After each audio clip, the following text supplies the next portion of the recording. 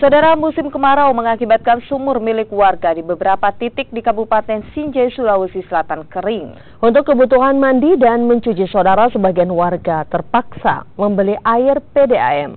Warga Desa Salohe, Kabupaten Sinjai, Sulawesi Selatan terpaksa memesan air bersih dari PDAM setempat karena sumur galian di depan rumahnya kering akibat kemarau. Sementara sumur yang memiliki ketersediaan air terbilang jauh.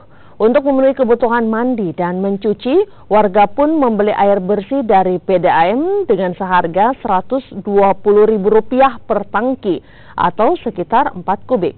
Petugas PDAM setiap 3 hingga 4 kali sehari mengantar air pesanan ke rumah warga. Pesanan yang umumnya datang dari warga yang bermukim di wilayah Kecamatan Sinjai Timur yang terdampak kemarau. Hingga kini pemerintah setempat belum menurunkan bantuan.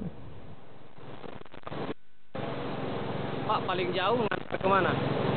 Daerah